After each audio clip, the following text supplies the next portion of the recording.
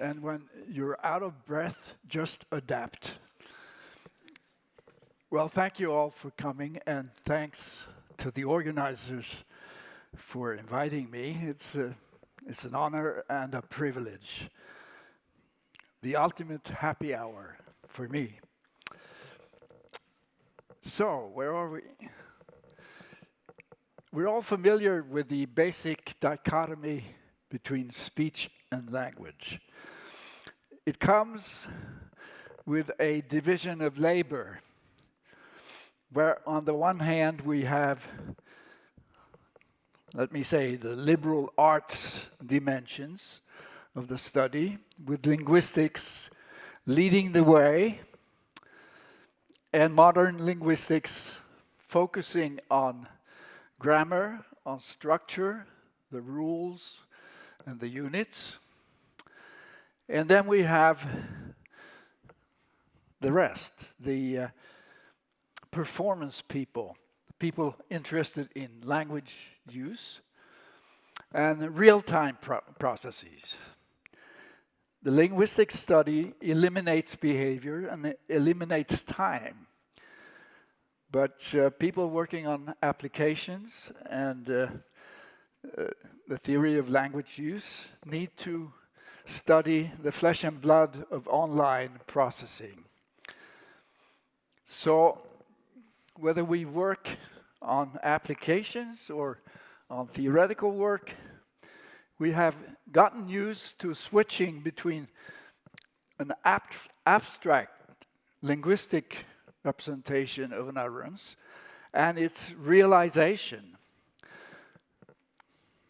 So we switch between abstract and signal. To underline this division of labor, I have a quote here from the structuralists. You probably recognize their faces. It's Chomsky saying that it seems natural to suppose that the study of actual linguistic performance can seriously be pursued only to the extent that we have a good understanding of the generative grammars that are acquired by the learner and put to use by the speaker or hearer.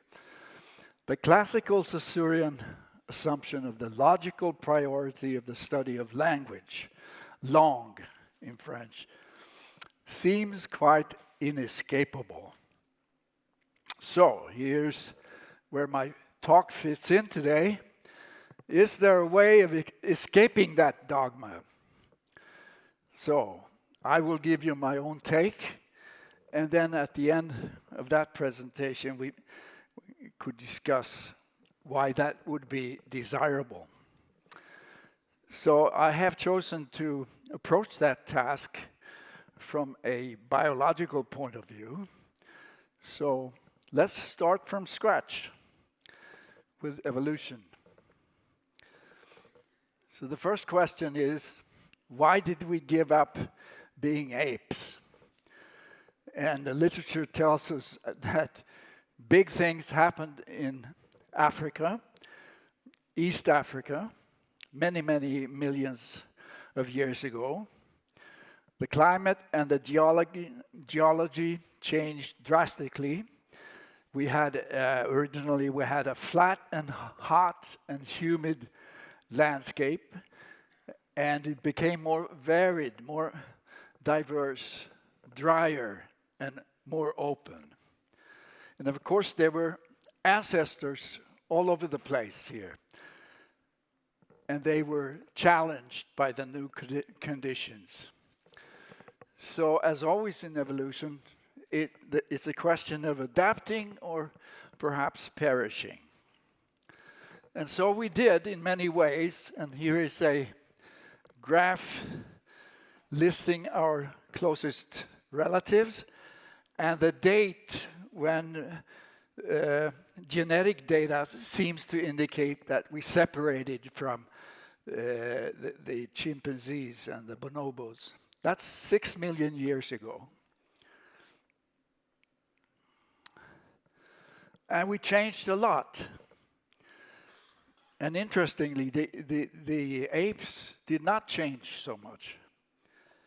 And probably it has to do with the fact if you look at the left-hand side of the graph, the chimpanzees were able to stay in their conditions, in the jungle-like habitat that they were in.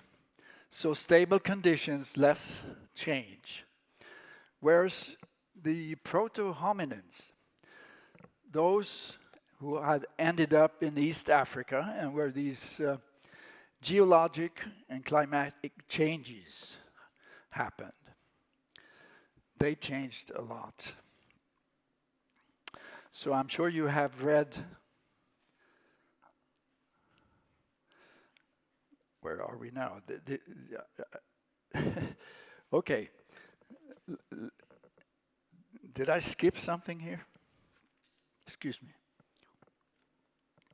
I was going to finish my sentence by saying that the human story is outlined with lots of changes like bipedal walking, tool use, changed anatomy, changed behavior, inferred from the fossil finds. And I'll come back to that when the slide comes on. So let me then continue here with our relationship with the apes. And I have listed here an analysis of chimpanzee vocalizations. And you can see that there are, the numbering is wrong, but on the right-hand side, there should be 13 categories here proposed by Slocum and Zuberbühler. And the interesting thing here, well, let's first have an illustration. The spectrogram shows an example of the so-called pant hoot. One of Jane Goodall's chimpanzees was recorded, and it's a male chimpanzee, and hope the audio will work. This is what it sounds like. Nope, sorry.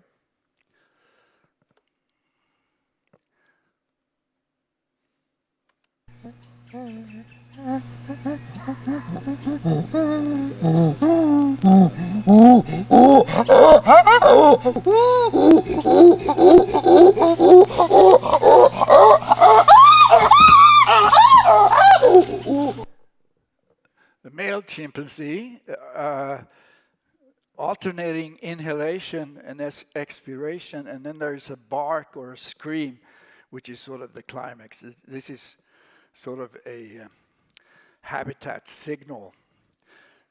Not very similar to speech, but we do find vowel-like formant patterns because of the vocal tract of the chimpanzee, and we also find a remarkable high pitch. Pitch goes even higher, it's reported, because the apes have a special membrane that makes that possible. So I'd like to summarize some studies of primate vocalizations. It's striking that all the apes have very similar inventories. So there are barks, there are screams, there are grunts, similar terminology, and they sound similar. And also striking is that they are innate. Chimps cannot modify their acoustic output at will. And the number of signals per system is very low. It's a variable type of vocalization, but it's modulated mainly by emotions and environmental factors. So highlighting the big differences here, we have two transitions that seem particularly important in the context of understanding where speech came from. So we have the step from innate to learned vocal signals. How did we acquire the ability to imitate and to learn vocal patterns? And how did we go from a small and fixed repertoire to an open-ended, practically open-ended set of signals. Those are the two questions that I will focus on here. And I begin with some background. Now comes the human story here. So it's a success story in many ways. You see a list here, selected list, where we have the tools, we have the anatomy, and also inferences made about cognition, for instance. But bigger brains, that's something that can be measured in the fossil skulls.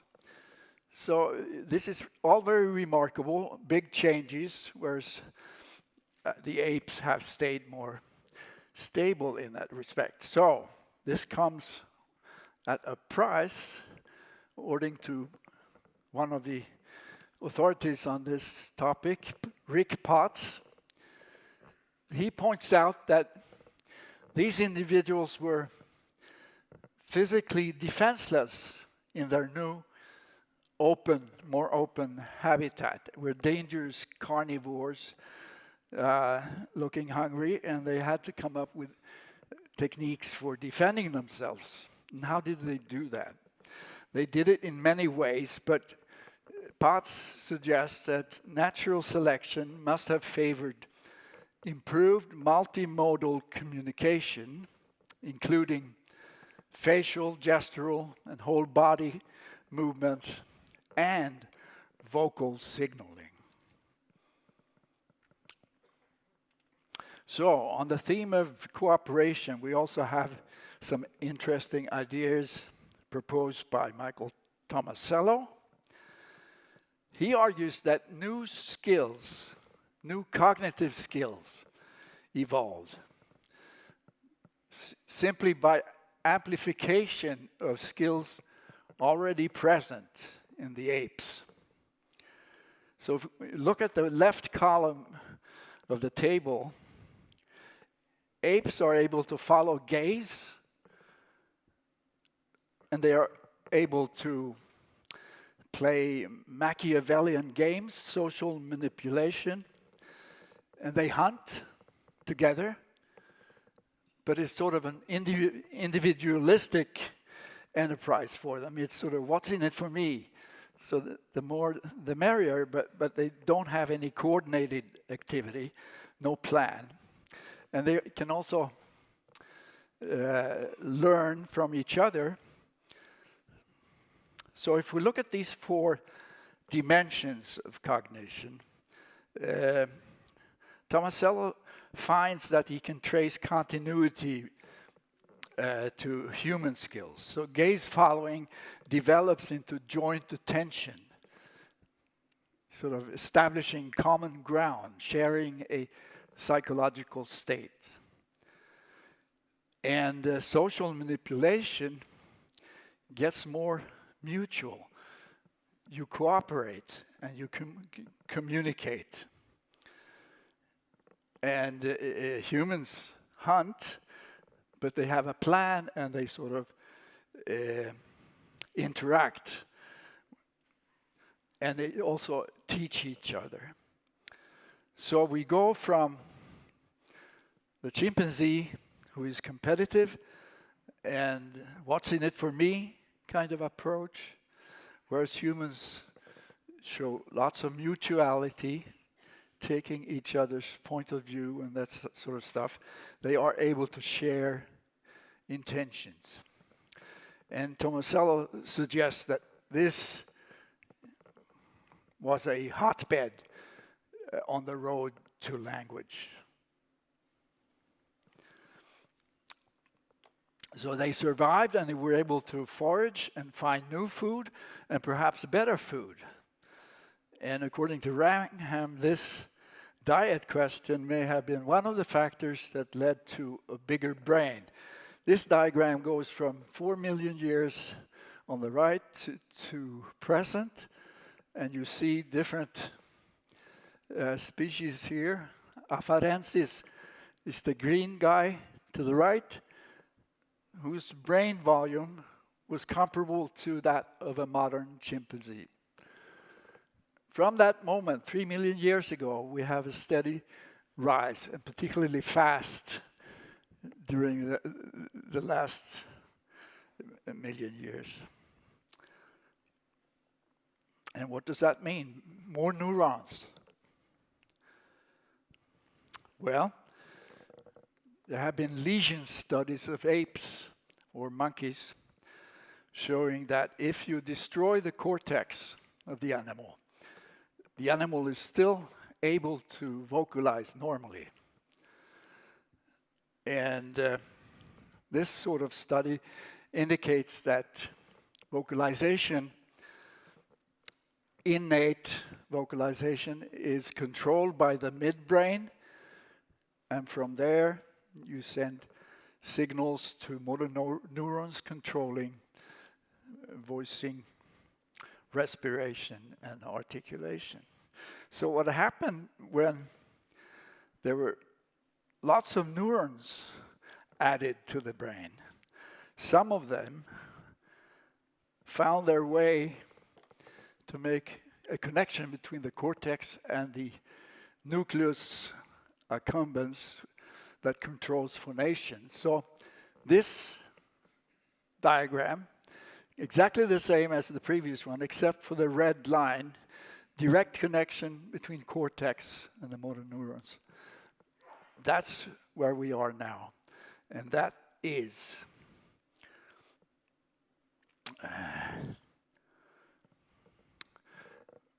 one aspect of gaining the ability to imitate and learn. And a footnote here, and the important one, is the work by Robin Dunbar, who found a quantitative relationship between brain size and group size. So he argues that social skills get more advanced the bigger the group that you're a member of. So we approach at least one contribution to the answer to my first question. Where do learning and vocal imitation come from? So summarizing, we talked about cooperation driving the emergence of new cognitive skills and bigger brains. And this gave us the direct connection. And from there, voluntary control of vocalization got started. Now let's look at development. So we compare chimpanzee infants with human infants. The appropriate brain picture is the one describing reflexive vocalization. So the first cry, the birth cry of human beings, is certainly using this system. And you can see that I have drawn a rectangle for the apes line with plenty of dots. The apes stay at the reflexive stage, whereas humans have a blue color there, meaning that it gets voluntary gradually, and the red line comes into the brain picture there. So we have the vocal milestones of the first year in human infants. So we have reflexive, crying, discomfort sounds, and then there is a period of vocal play. The child explores its phonetic possibilities, perhaps, and establishes a map between auditory consequence and articulatory activity. This is one hypothesis proposed by Frank Gunther, for instance, in his DIVA model. And then the spectacular thing happens around 6 months. The child begins to sound almost speech-like, producing pseudosyllables and pseudo-segments. And it's known as canonical babbling. And there's also variegated babbling that we will talk about. So, as we leave the first year and go into the second year, we then have the first recurrent phonetic forms. We could call them words that appear. Let me connect with the Tomasello work here. As students of human infants, they always point out how cognitively active children are. They take turns, they show joint attention, they establish common ground, and they like to share emotional states and experience, and they show the beginnings of imitative ability. Eh? So the question is, what do we make of babbling? Well, it has a strange history in linguistics, because in the structuralist tradition, there's no structure yet. So babbling was considered irrelevant. Even Lenneberg, an authority on the biology of language, didn't think much of babbling.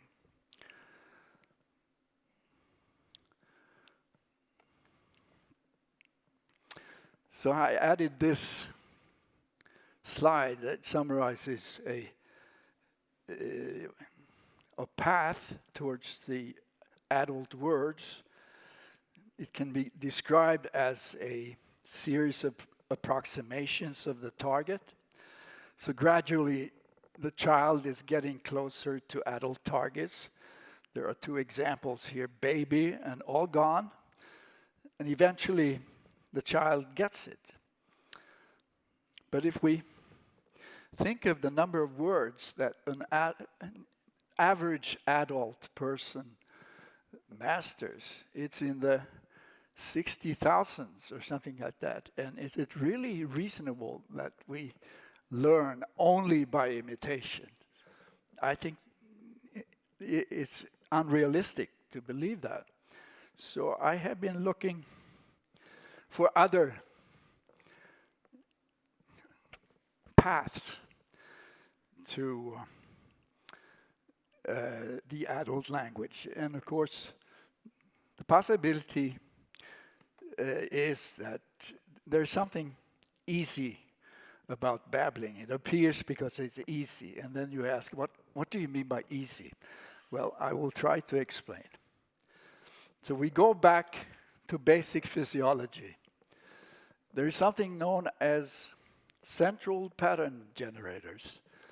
And the body is full of them. The body is like a big band, big jazz band with many rhythm sections.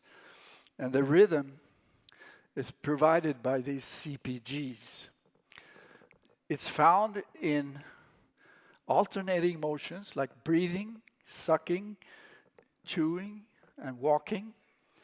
And the basic unit is illustrated down to the left, where two units in reciprocal relationship inhibit each other. They take turns. And investigators have found in fish and lampreys sets of these units that are delayed in relation to each other and that get activated in a serial fashion and give rise to the undulating motion of swimming fish. In mammals, like the rabbit on the right, we have a brainstem that sends signal down to the CPG. Right? Sorry. You see the motor neurons are preceded by two yellow dots. and above them the CPG networks. The diagram stylizes the setup for chewing movements, and the rabbit sends activation to the motor neurons by way of those CPGs.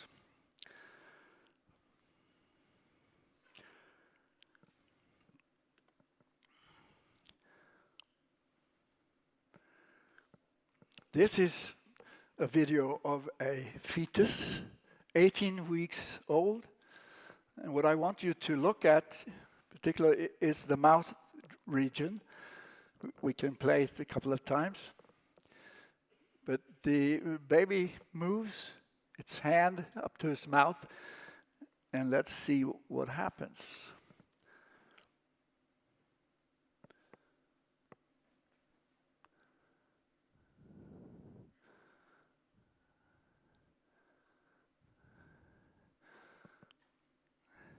Did you see the jaw moving? Look at the jaw going up and down, and the hand sort of putting the thumb in the mouth. So why is the jaw moving up and down? Well, the reason is that when you lower the jaw, the pressure inside the vocal cavity goes down, and there's negative pressure relative to the surrounding. And with sealed lips, that works, and it makes it possible to suck liquid into the mouth. So the point I also want to make here is that this activity is already programmed, if you like. There is a neural circuit that handles this. And presumably it's a CPG system for the jaw. Sophisticated program at this early stage. Let's look at the programming. So here is a result from an investigation of macaques, where an electrode has been implanted into the cortex in the region of chewing, and at a particular point and a given stimulation, you send in through the electrode a pulse train, top line, which gives rise to activity in the opening muscle and the closing muscles, alternating in time. And the jaw movement recorded is the vertical up and down alternation. So the point is that although this fetus was able to move and make a fairly sophisticated movement, its programming is sort of implicit in the hookup of the circuit. So that there's nothing that has to be computed online. It's just turn on the mains, turn on the power, and it will sort of get going.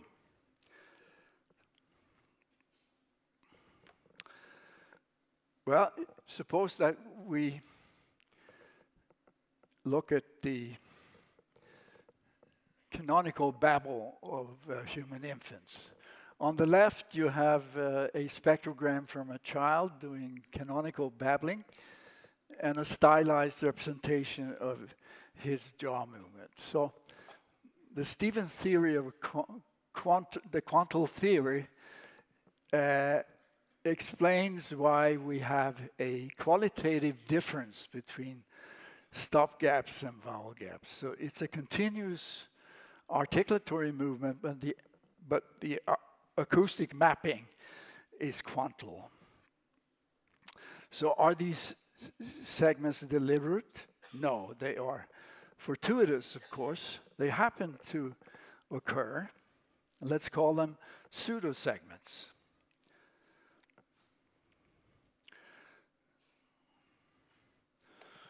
So, taking these pieces of information together, I ask, do they really have to imitate when they first babble.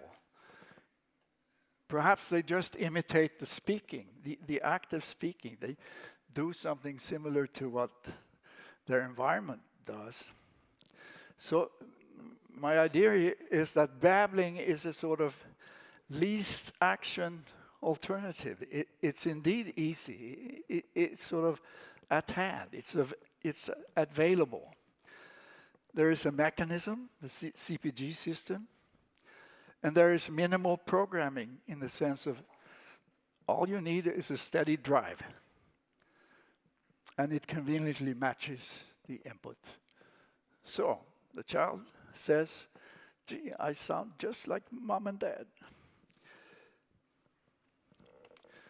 Now, this information has been researched thoroughly by Peter McNeilage, and he sees this as the biological origin of the syllable. That means that language decided, within quotes, to make the open-close jaw movement the serial organizer and pacemaker of speech. And according to him, this gave us the syllable. So when this first appeared in Science, journalists went to MIT and asked Maurice Halley and Noam Chomsky, well, is this the beginning of spoken language? And they just laughed and said, there's more to language than chewing, and they dismissed it. And we can agree with that, but it's the start. I certainly endorse Peter's argument here, and I will amplify it. So, we look at some more clues here in the domain of motor control. So I'd like to talk about something known as position control, and my example is reaching for a glass. And the hands can reach this object from many angles, and a trajectory is computed that successfully gets the reaching done. So it's goal-directed, and there's a spatial target. And these targets can be reached from arbitrary starting points within the workspace. And somehow, it's not really understood in detail, but given onset and endpoint locations, the motor system finds a unique and smooth movement trajectory.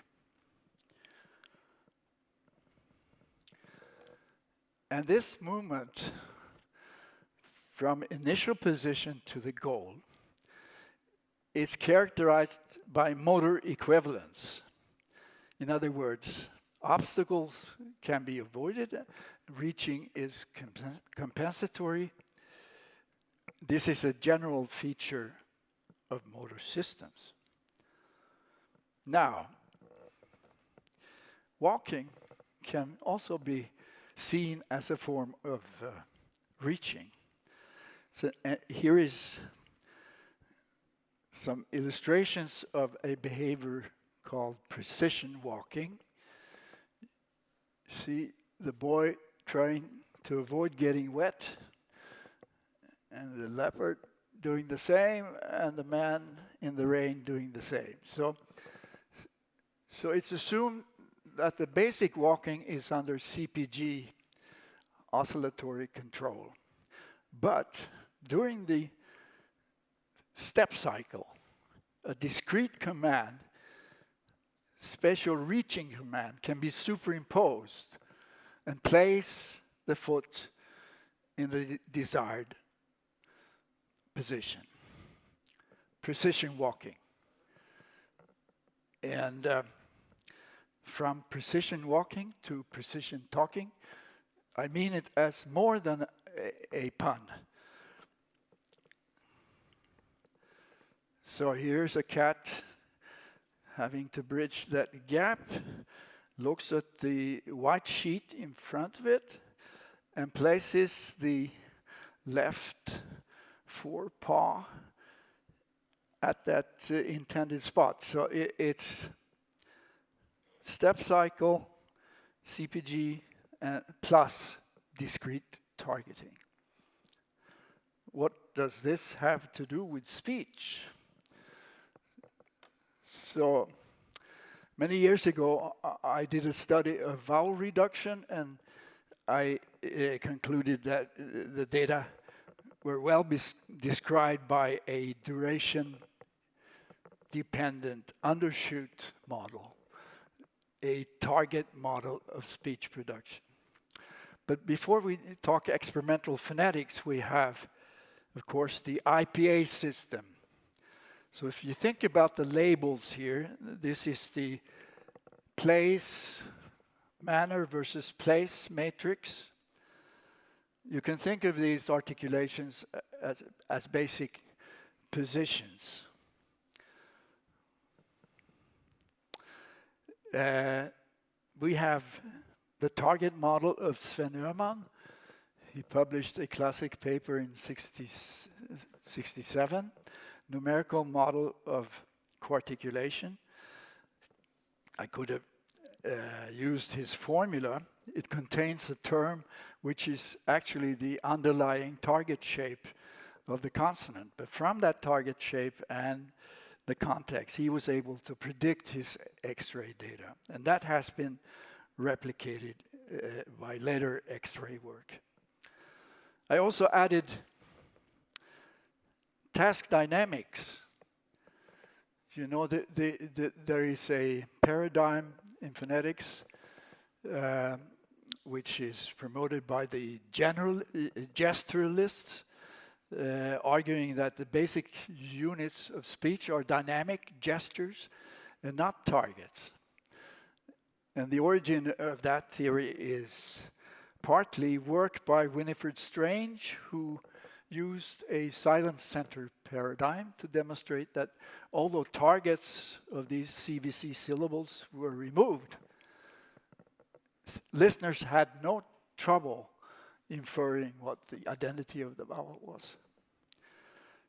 So I always thought that that must be absolutely true. On the other hand, it doesn't exclude the motor system thinking of, smart ways of using smart code to generate complex movements. It's still, I think, compatible with a kind of target model of speech production.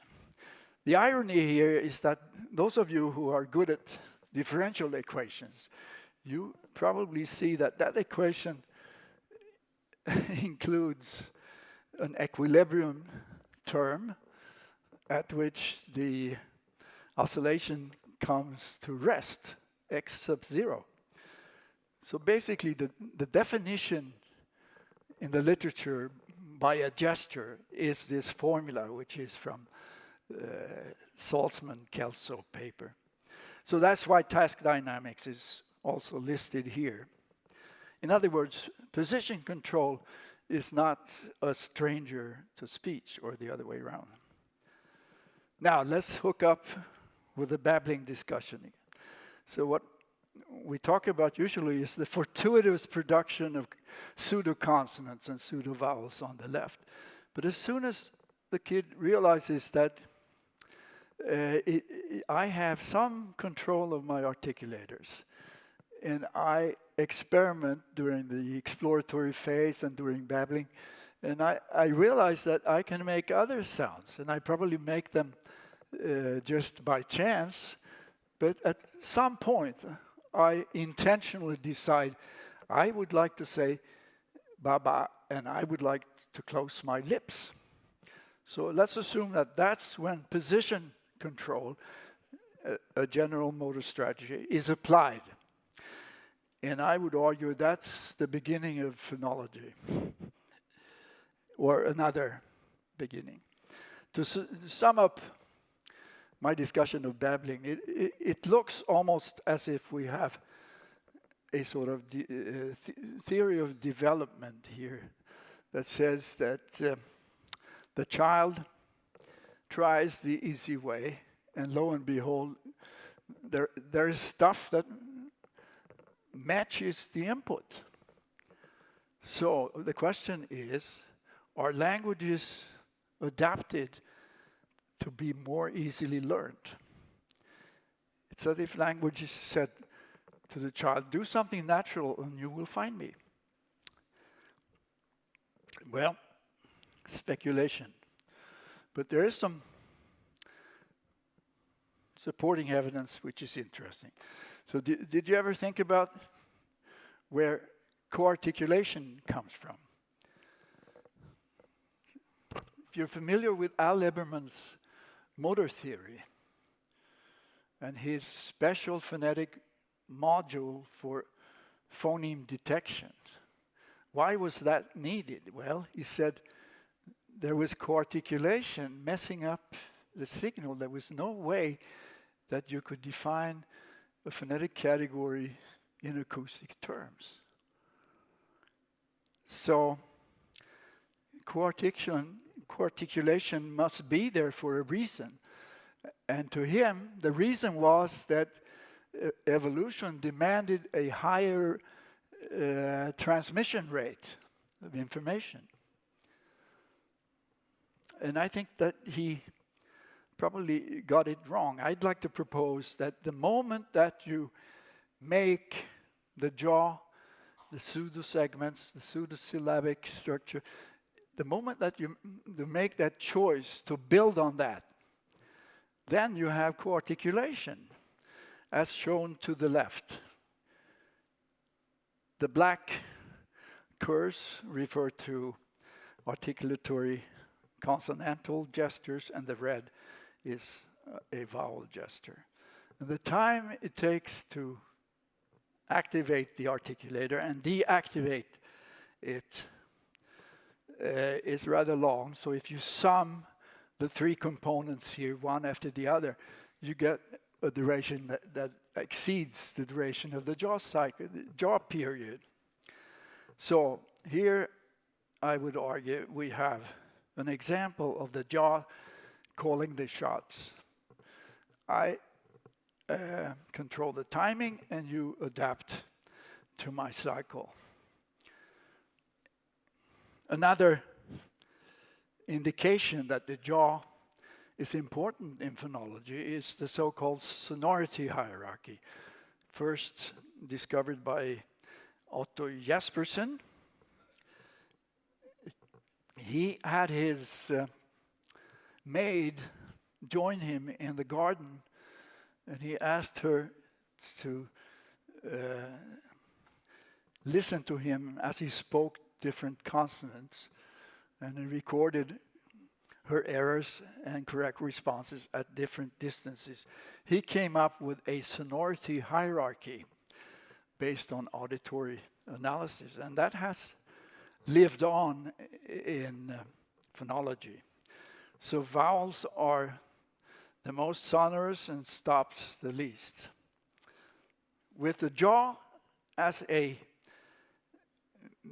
carrier wave here, and with different demands on consonantal stricture, we can see how the preferred patterns of phonotactics come out in many languages the way they do. So S requires a high jaw for the production of turbulence, whereas R and L are more flexible. They can be produced on an open or a closed articulation. So you see that R and L are sort of a glide. S takes the most peripheral positions. And that's the jaw finding that convenient. Okay. So this proposal is full of holes, and I've left out lots of complicated details, and there will of course be challenges like this. The left table A illustrates the reuse of phonetic dimensions, which is so obvious when you look at phonetic systems across the world's languages.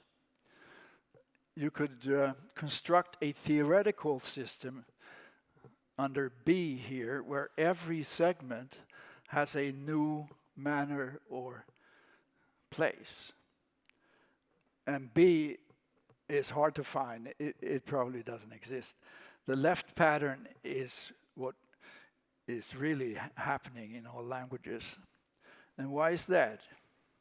Let's look at some more data.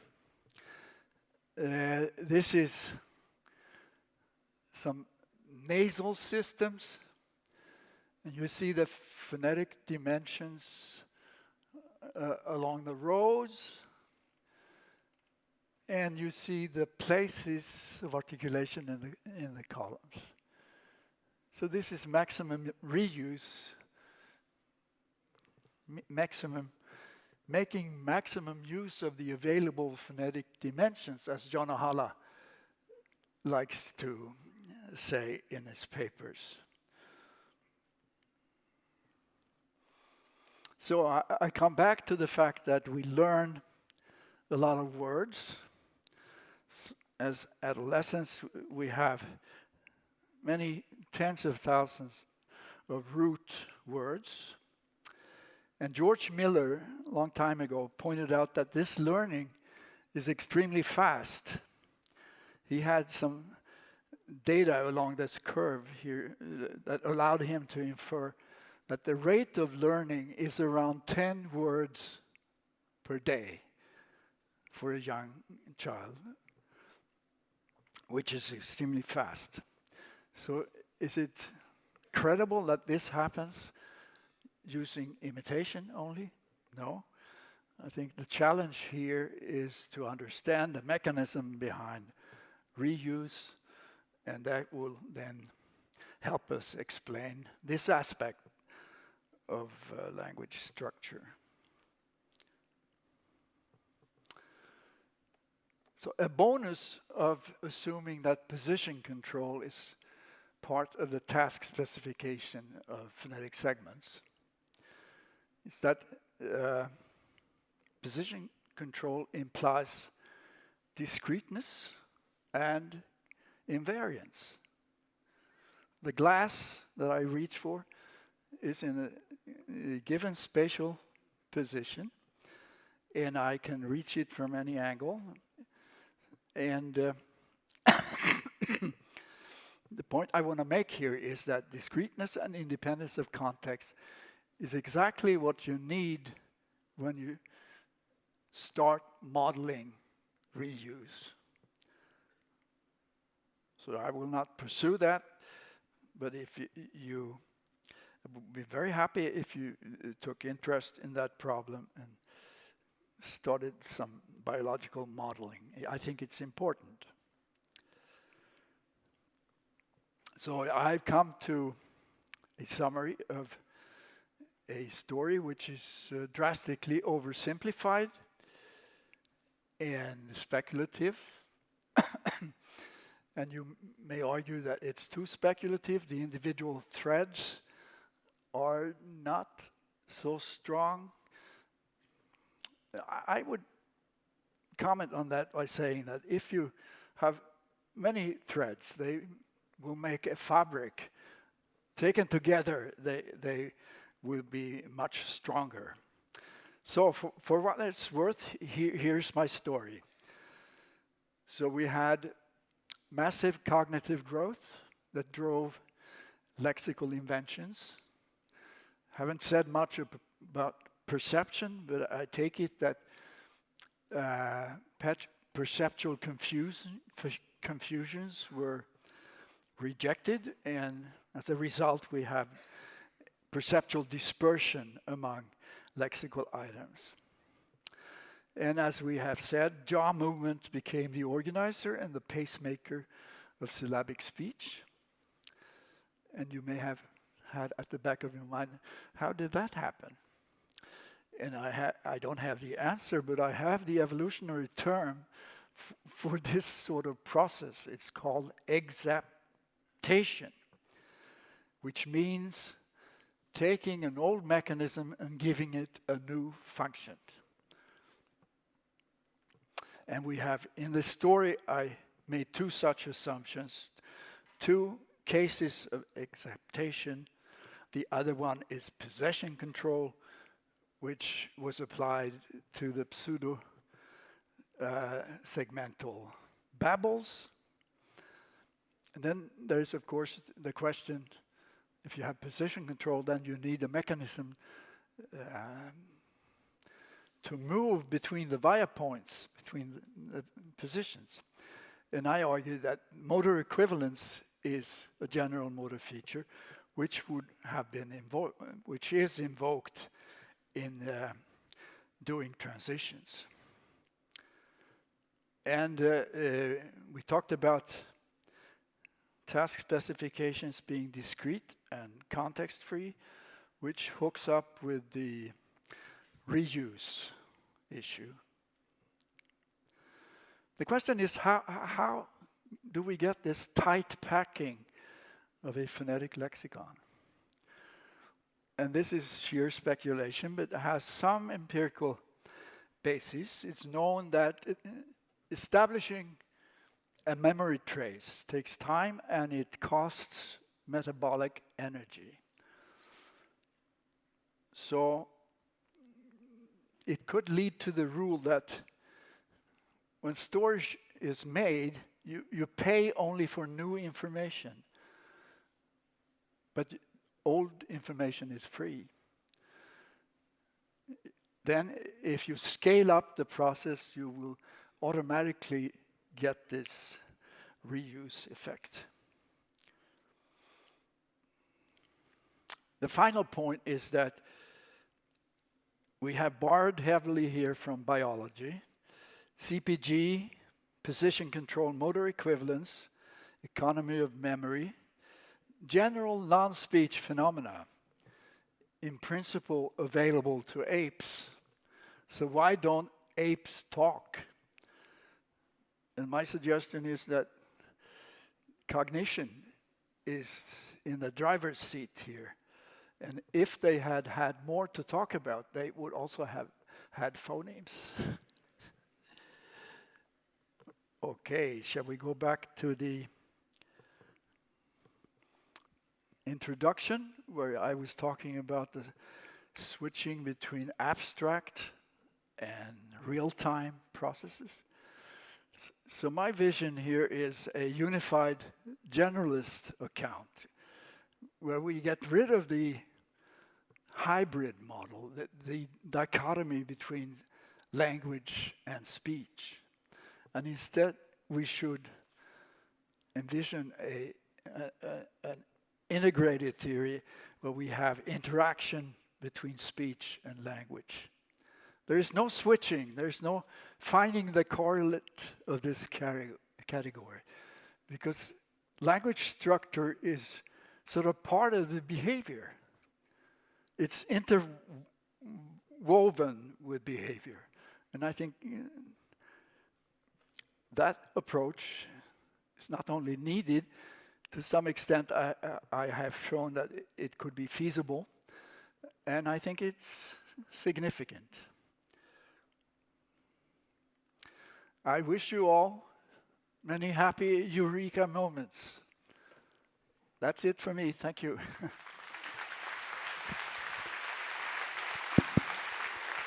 So, thank you very much, Björn.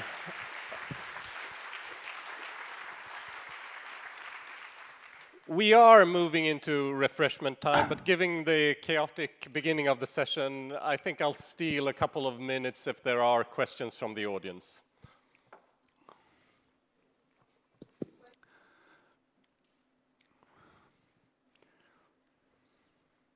No gesture lists here. Oh, there is a question. Yeah. Where is that? Oh, I'm sorry. Yes. Shoot. You have to What do I do? So, was there a question from the annex? No, okay, so we have a question here then.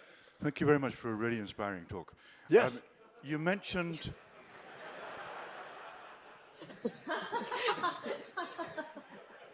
What's happening? Please go ahead. Okay, I'll keep the floor. You mentioned discreteness and independence of context. And I wonder what context you are considering in that particular term.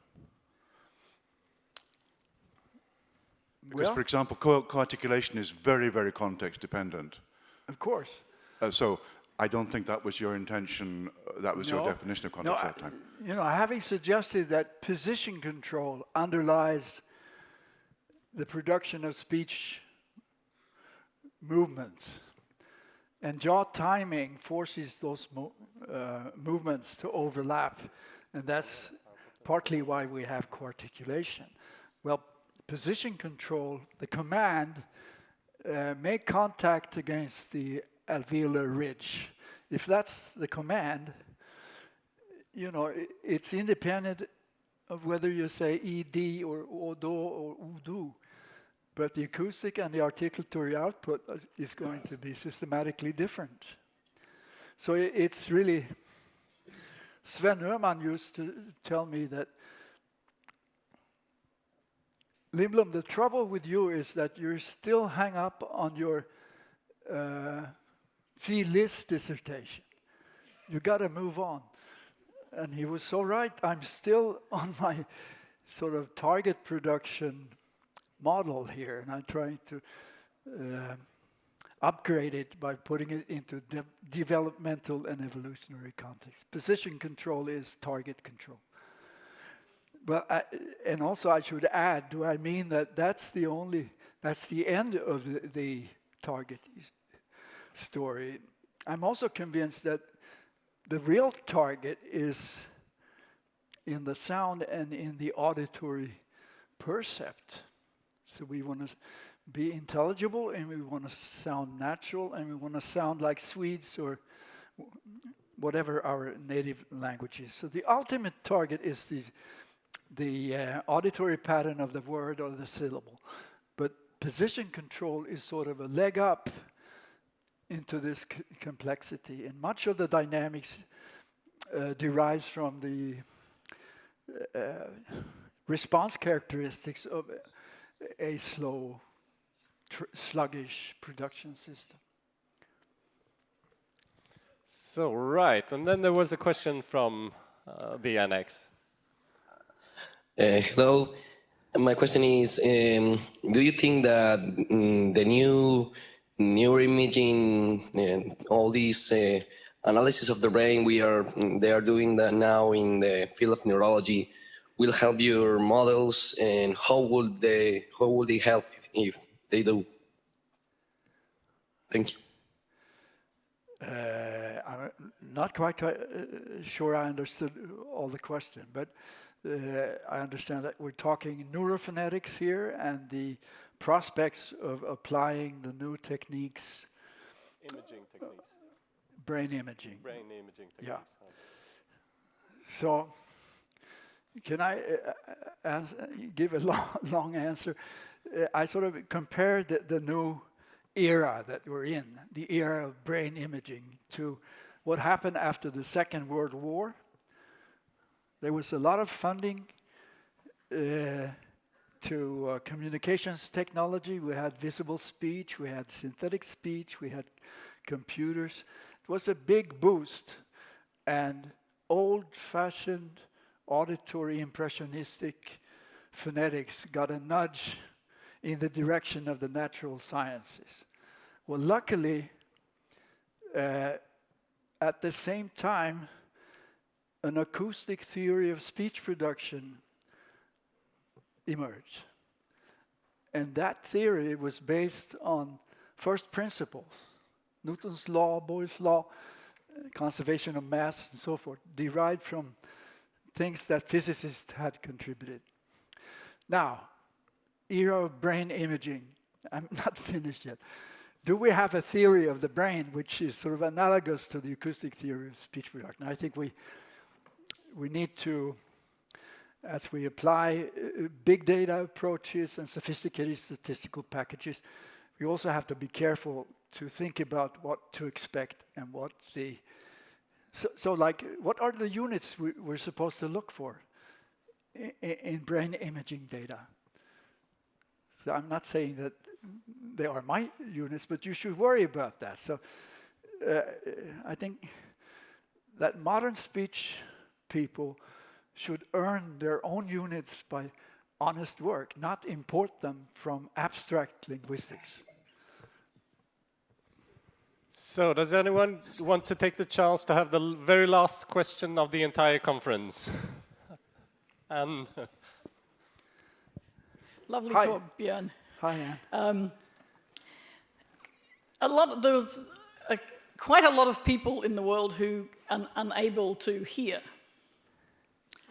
And there are systems for communicating that are not speech.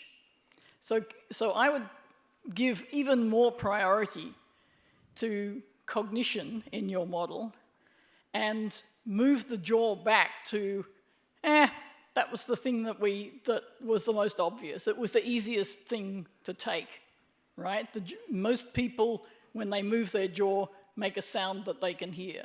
But consider the data from Nicaraguan Sign Language, which has just blown us all away for the last couple of decades. Say that again. I don't hear. Okay, the Nicaraguan Sign Language data, okay. which you must know, and everybody must know, because you have there a situation where people got together, had never been exposed to any language of any kind, sign or spoken at all, and when put together, they invented a language. Yes.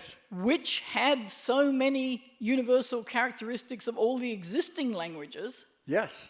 When they invented it. And that gives the priority to the cognitive system, right? And where you put it, right at the beginning and the end.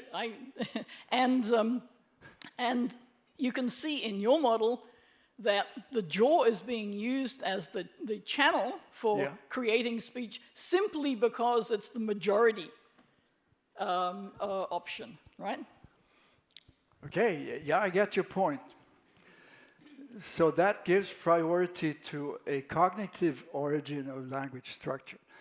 I would argue that this approach, looking for precursors in the speech and the vocal system domain, can be applied also to sign language. So what they did in Nicaragua and in sign language in general, it's the same that they must have done on the savannah in East Africa. They sort of put it together without any preconceived notions about structure or jaws or anything. So one difference between sign language and speech is, of course, that sign language doesn't have any syllables, although you do find people trying to argue that there are. And syllables are sort of specific to speech because you happen to have a jaw. But sign language does have phoneme-like contrasts, which use the degrees of freedom of the hands and the expressions of the face. So I'm not sure that cognition wins this argument. I think that the bottom-up approach should be applied consistently to both domains. Thank you. Okay, thank you very much, Björn. Thank you for coming here at this early hour after the reception or banquet yesterday. And now time for some well-deserved coffee. Whew.